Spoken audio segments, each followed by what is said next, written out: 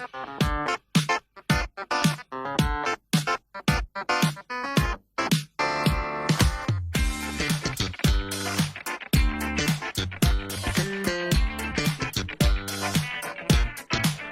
et ravi de vous retrouver pour un nouveau numéro du Grand Oral. Tout à l'heure, je recevrai Olivier Al-Caïm pour son nouveau roman. Mais tout d'abord, je suis ravi d'accueillir sur le plateau du Grand Oral Jean-François Copé. Bonsoir. Bonsoir. Maire de Meaux, réélu pour un 5e mandat lors des dernières municipales au mois de mars, ancien président de l'UMP, ministre du budget, porte-parole du gouvernement sous Jacques Chirac. Vous avez également participé à la primaire de la droite en 2016 et depuis l'élection d'Emmanuel Macron, vous vous consacrez à votre ville de Meaux, mais aussi vous suivez avec attention l'évolution et les enjeux de notre époque. Vous publiez d'ailleurs, pour bien nous le montrer, un livre tonique au titre percutant, Quand les populistes trahissent le peuple, chez Plomb. Et en pensant d'ailleurs à ce titre, alors on va bien sûr longuement parler de votre livre, mais il m'est venu une question. Quand on entend la ministre des Armées, l'actuelle ministre des Armées, Catherine Vautrin, qui renvoie dos à dos Tsahal, l'armée d'Israël et le Hezbollah, un mouvement terroriste qui dévitalise le Liban comme étant tous les deux responsables de la situation, c'est du populisme, de la démagogie ou de l'ignorance? Non, je pense que ça n'a rien à voir avec aucune de ces trois caractéristiques. Non, c'est une position qui n'est pas la mienne, hein, parce que Dieu sait si il y a lieu d'avoir des débats et des interrogations, et j'ai des interrogations sur la démarche conduite par Benyamin Netanyahou depuis toutes ces années, et à la suite de la tragédie du 7 octobre. Il n'en reste pas moins que le Hezbollah, c'est un mouvement dont tout le monde connaît les visées terroristes. Les Libanais eux-mêmes disent depuis des années, nombreux, hein, j'en connais comme beaucoup, disent depuis des années que la source de beaucoup de leurs drames vient de la mainmise du Hezbollah, qui est un proxy iranien, tout le monde le sait. Donc mettre dos à dos, c'est une position qui n'est pas la mienne du tout. Mais comment peut-on imaginer que, juste pour prolonger un petit peu là-dessus quelques instants, voilà, Tsahal, c'est une armée qui certes est critiquée, qui mène des opérations, mais qui est l'émanation d'un État souverain. Non, mais bien sûr. Hezbollah, bien sûr. Écoutez, encore une fois, moi je vous ai dit les réserves qui sont les miennes. Moi, je suis, comme vous le savez, pas du tout proche d'Emmanuel Macron, qui est à l'origine de toutes ces positions. Il faut bien voir que les ministres là sont en réalité dans la droite ligne de ce qui a été décidé par le président français. Voilà, tout le monde sait que c'est pas ma position. Alors, on en vient à votre livre. La thèse centrale de votre livre, eh bien, elle est, au fond, on peut la résumer ainsi. Les populismes prospèrent sur les échecs du système, mais n'ont pas de solution pour pouvoir régler ces problèmes. C'est ce que vous voulez démontrer dans ce livre? Alors ça va, si je peux me permettre, plus loin que ça. C'est pour ça qu'on va avoir le temps d'en parler. Oui, bien sûr. Non, c'est pas simplement de dire ils n'ont pas de solution. C'est en fait de dire que les partis populistes, par nature, pas sur une idée ou une autre, ne peuvent pas être compatibles avec les partis de gouvernement. Voilà. Et d'ailleurs, le débat central de l'élection présidentielle française en 2027, ça va être, est-ce que la France, comme d'autres pays démocratiques, est condamnée à se livrer pieds et poings à un parti populiste, ou est-ce qu'il y a encore une chance d'y échapper? Voilà. Parce que un parti populiste, je l'ai expliqué, c'est un parti qui nourrit sa conquête du pouvoir sur l'instrumentalisation des émotions du peuple, que sont la colère, la frustration et, qu'on le veuille ou non, aussi la rancœur. Et en réalité, toute l'histoire de l'extrême droite et de l'extrême gauche, notamment en Europe, depuis la fin du 19e siècle, se nourrit de ces rancœurs, là où le parti de gouvernement, face à des partis populistes qui radicalisent des minorités violentes, partis de gouvernement, ils essaient de rassembler les majorités sur des consensus. Alors c'est un peu plus mou, mais on arrive à des solutions, là où les partis populistes ne veulent jamais de solutions. Arrive plutôt à des pulsions qu'à des solutions. Mais ce qui est intéressant, justement, c'est l'aspect contemporain de ce que vous décrivez, parce que aujourd'hui, on assiste à une articulation entre planétaire d'ailleurs, entre la rage des peuples, la colère des peuples et les algorithmes.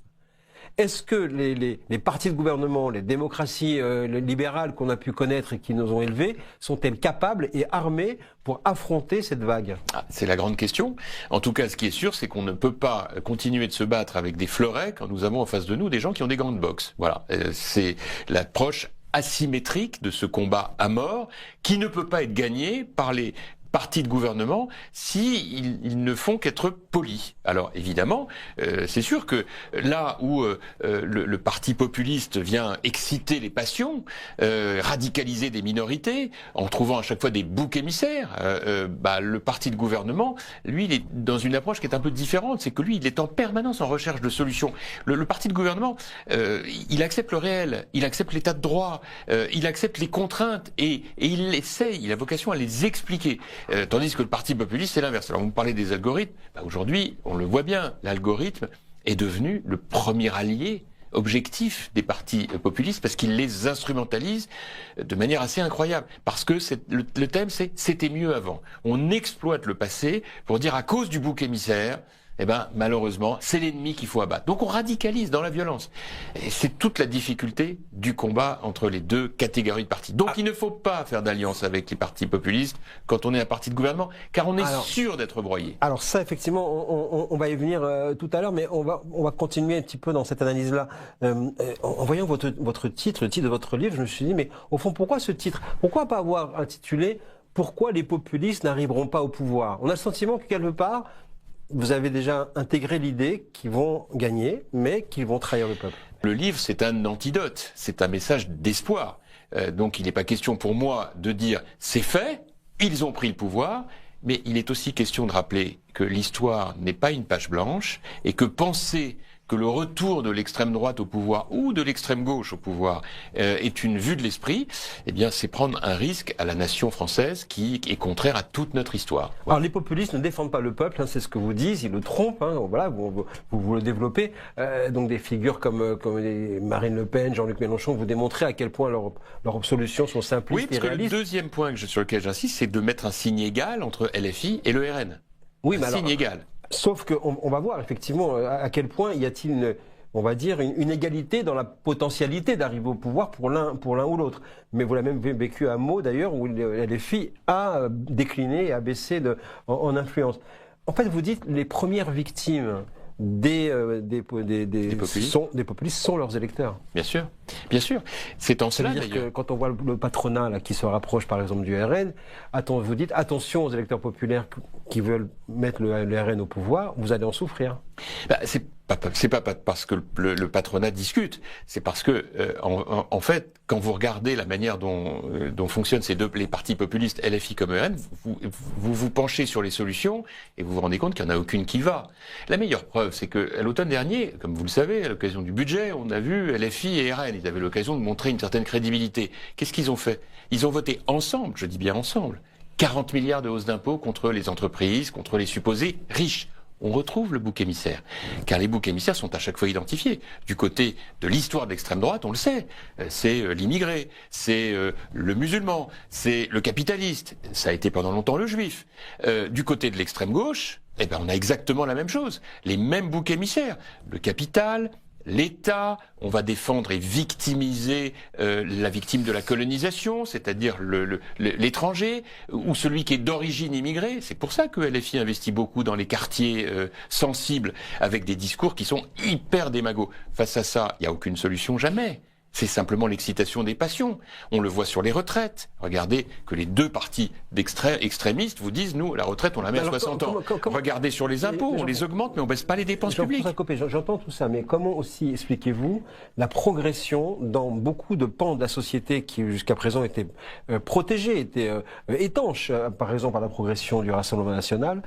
Comment expliquez-vous maintenant leur progression électorale et le fait qu'ils soient parfois plébiscité dans certaines régions? Par l'échec des partis de gouvernement, qui ont, et c'est ce que j'appelle dans le livre, les 7 péchés capitaux qui ont conduit les partis de gouvernement à créer les conditions d'une montée en puissance des partis populistes. On a reculé devant le communautarisme, on n'a pas été assez loin sur l'école, on a été en dessous de tout sur les finances publiques, enfin tout autant de choses, sur la sécurité, tout autant de choses sur lesquelles malheureusement, le macronisme agonisant a accru encore ces péchés capitaux.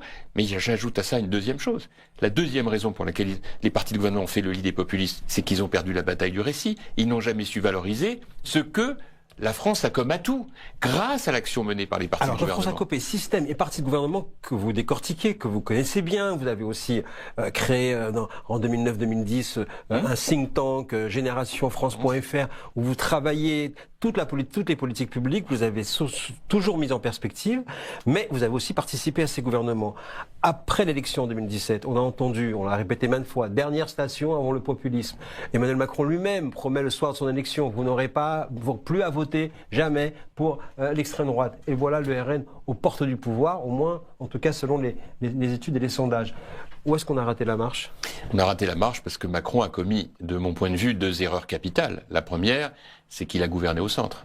Et nous savons, si nous connaissons nos livres d'histoire et puis aussi nos livres de droit constitutionnel, que la Ve République fonctionne, et c'est comme ça que De Gaulle l'a voulu, avec une alternance droite-gauche de gouvernement. Il y avait des nuances, mais il y avait au moins un consensus sur l'Europe, le nucléaire, l'autorité, etc. En fait, en gouvernant au centre, il a fait le fameux en même temps, c'est-à-dire en fait de l'eau tiède. Et qu'est-ce qui monte quand on gouverne au centre? Les extrêmes. Ça a été une première erreur fatale. Et la deuxième erreur tout aussi grave qui est venue accumuler la première, se cumuler à la première, c'est tout simplement d'avoir gouverné sans majorité. Et à partir du moment où vous gouvernez sans majorité absolue, vous faites toutes les concessions aux minorités. Un pays comme Israël connaît bien ça, puisque Israël n'a jamais de majorité. C'est un régime proportionnel, un scrutin proportionnel qui fait qu'on fait les coalitions les pires, et souvent ceux qui font les majorités, c'est les petits minoritaires, 2, 3, 4 députés à la Knesset. Nous avons connu, depuis la tragique dissolution de 2024, la même descente aux enfers, 2024-2027, 3 ans, une éternité dans un monde qui va aussi vite. Et donc tout ça a fait le lit des extrémistes. On le voit bien. Et c'est tout le danger auquel nous sommes confrontés aujourd'hui. Et je ne vous cache pas que quand je vois un certain nombre de responsables de la communauté juive en France dire que finalement, pourquoi ne pas voter Rassemblement National? Parce que les vrais dangereux, c'est les mélenchonistes. Je me dis, quelle perte de mémoire. Et en réalité, en faisant ça, c'est un acte extraordinairement irresponsable et même de méconnaissance de l'histoire, car c'est oublier que l'extrême droite comme l'extrême gauche nourrira toujours des boucs émissaires pour justifier son existence. Vous parlez des responsables de la communauté juive ou des membres de la communauté juive, certains en France, mais l'État d'Israël lui-même a donné maintenant l'autorisation d'avoir des dialogues et des relations avec le RN. Bien sûr. Il y a quelques jours, l'ambassadeur de France en Israël, Yoshua Zarka, a reçu Marine Le Pen à l'ambassade. Jordan Bardella, Marion Maréchal ont été reçus en Israël. Donc ce sont des intérêts d'État qui sont froids et totalement, on va dire, cyniques, ou ils ne disent pas l'histoire? Écoutez, c'est en tout cas de la part des autorités israéliennes une bien mauvaise manière. Enfin, malheureusement, la relation entre nos deux pays aujourd'hui n'est pas bonne. Mais au-delà de ça, c'est pas très compliqué de comprendre qu'il peut se trouver que les partis populistes d'un pays à l'autre puissent se retrouver. Et il ne faut pas s'y tromper, il y a derrière tout cela une tentation naturelle d'un certain nombre de responsables politiques de choisir la facilité de l'émotion plutôt que du raisonnable, et c'est contre cela qu'il faut nous battre. Alors vous présentez une opposition structurante dans ce livre, vous dites il y a les médecins, c'est-à-dire les partis de gouvernement qui sont parfois inefficaces mais qui sont très ancrés dans le réel, et les charlatans qui eux proposent sans arrêt, ils sont séduisants mais ils sont dangereux parce qu'en fait ils sont déconnectés de la réalité. Si on déconnectés de la réalité. Ils proposent des remèdes qui n'en sont pas pour justifier l'immédiat, pour essayer de faire croire que les solutions immédiates suffisent, alors que la plupart du temps, il faut des efforts. Mais si on continue à affiner la métaphore, les Français, ils préfèrent l'effet placebo depuis tellement d'années. C'est pas qu'ils préfèrent l'effet placebo, c'est qu'à partir du moment où on leur dit qu'on peut s'en sortir sans avoir à faire d'efforts particuliers, il y a une séduction naturelle. Voilà. D'ailleurs, vous savez, je commence mon livre par une phrase qui est assez évocatrice. Je cite Bardella, qui sur France Inter en 2020, juste pendant la crise du Covid, dit, vous savez, nous, au Rassemblement National, on fait de la politique comme le professeur Raoult fait de la médecine. Alors, le professeur Raoult, c'est ce grand épidémiologiste qui s'est transformé en charlatan et qui a fait croire à des millions de Français et même des millions d'hommes et de femmes dans le monde que l'hydroxychloroquine pouvait régler le problème tel de la poudre de perlimpinpin en quelques jours. Et on allait le voir, et d'ailleurs c'est le président de la République qui va persuader par une partie de son entourage, y compris son épouse, qu'il faut aller le voir à Marseille parce qu'il porte l'espoir. à cette époque-là. Bien sûr.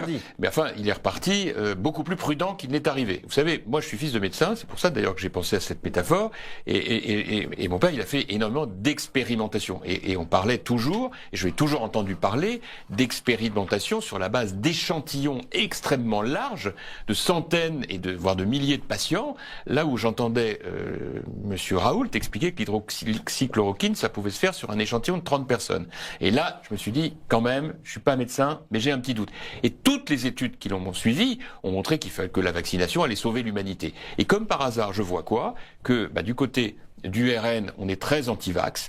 Oui, on retrouve la bonne vieille tradition populiste. Donc, tous ces comportements de charlatans font croire à une solution immédiate, une guérison immédiate et facile, sans effort, là où on sait tous ce que nos parents nous ont enseigné, que si on veut réussir à l'école, faut travailler plus, pas travailler moins, que si on veut se soigner, il faut prendre le temps, et le médecin prend le temps, il l'examine, il diagnostique, il propose des solutions, des scénarios, et il essaye avec le patient de trouver la meilleure possible. Et si tu n'avais pas commencé bien avant, et si tu n'avais pas commencé dans cette un peu fiction au lendemain de la guerre, où on dit la France est un paradis social éternel, elle a gagné la guerre, la grande fiction de l'exception française, le gaullisme qui a voulu rassembler tout le monde en disant on arrête de parler des problèmes, on ne parle pas des vrais problèmes non plus.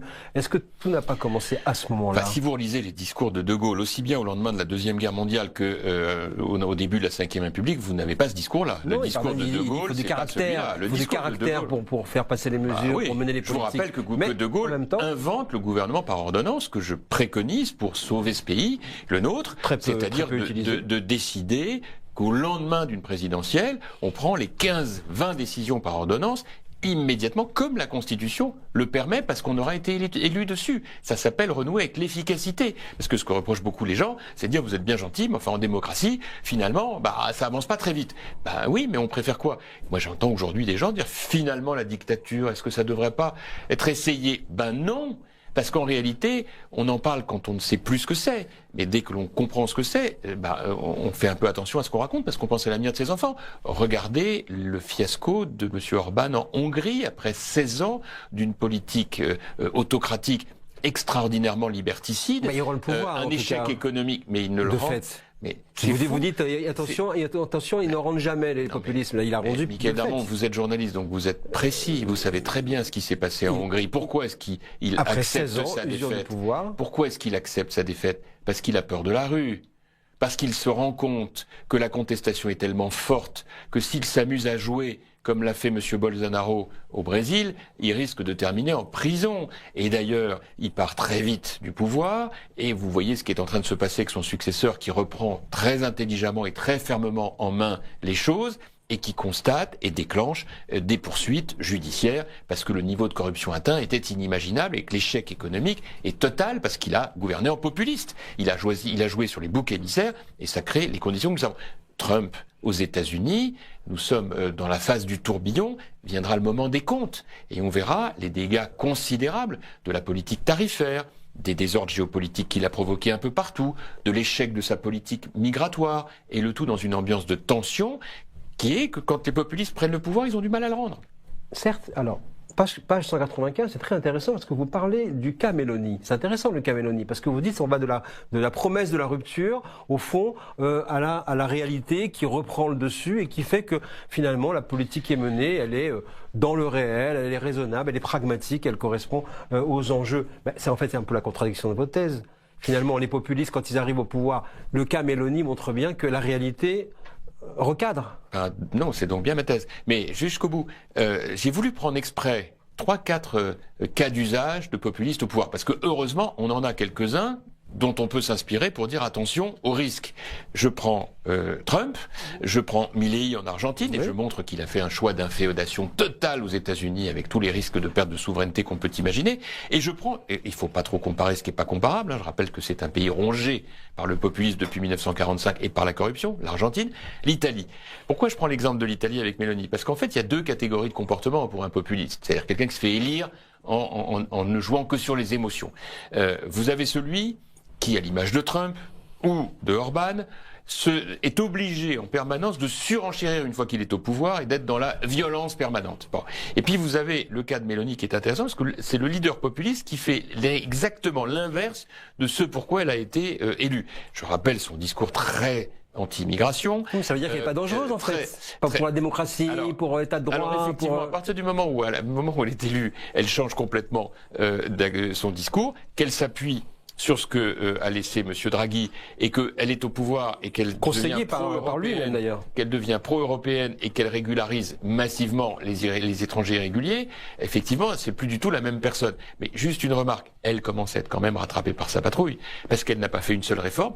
Elle ne pouvait pas décevoir son électorat, et donc les structures économiques italiennes restent quand même assez lourdes. Et puis deuxièmement, on voit bien que là, elle a tenté un référendum, elle a été désavouée, et qu'elle est dans une coalition qui peut à tout moment voler en éclats, ce qui n'est pas le cas des États-Unis. En tout cas, le grand suspense pour 2027, c'est effectivement, est-ce que la France va être ou pas rattrapée par cette vague populiste mondiale, en tout cas très très importante en Europe, et en tout cas occidentale, ça c'est vrai.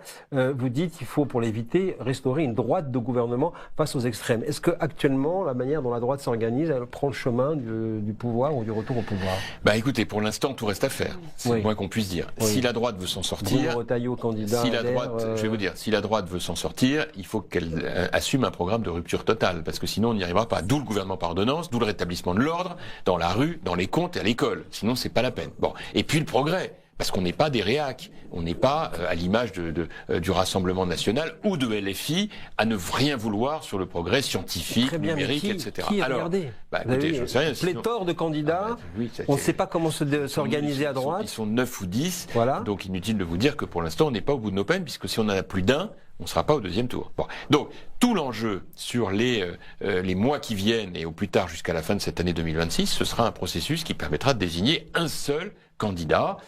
Moi, j'espérais faire une primaire, mais j'ai vu que ça pouvait pas se faire, puisque visiblement depuis que Bruno Retailleau est candidat, il n'y a plus de primaire possible. Non, mais les chefs de parti n'en veulent plus. En fait, ils n'en veulent pas, parce qu'ils veulent pas que leurs concurrents soient remis en selle.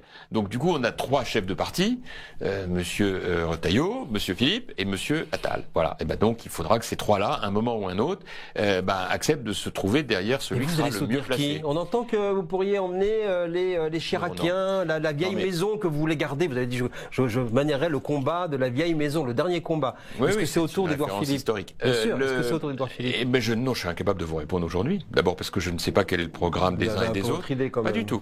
Je vais vous dire, mon sujet, il est très simple.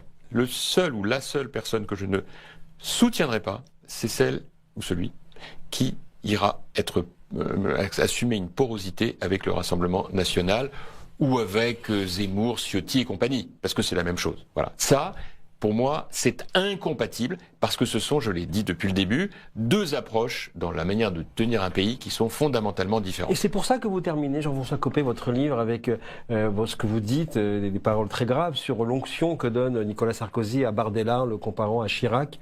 Est-ce que c'est la dernière trahison de Nicolas Sarkozy? En tout cas, moi, je l'ai très mal vécu, comme beaucoup de mes amis, parce que l'ADN du gaullisme, l'ADN du chiracisme, et même à certains égards du sarkozysme, ça a été de ne jamais composer avec l'extrémisme, jamais. Et donc c'est vrai que, comme beaucoup, j'ai très mal vécu que Nicolas Sarkozy puisse, à ce moment de son histoire personnelle, dire que finalement Bardella c'était le RPR. Parce que Bardella, ça n'a jamais été le RPR, à aucun point de vue. À aucun point de vue. C'est une. Je sais pas. Moi, je suis pas. Non, mais moi, je suis pas chargé de l'analyse du psyché de Nicolas Sarkozy. On parle pas de psyché, on parle d'analyse politique. Vous le connaissez très bien. Il a été au plus haute fonction avec vous. Qu'est-ce qui s'est passé politiquement pour qu'il en vienne à dire ça?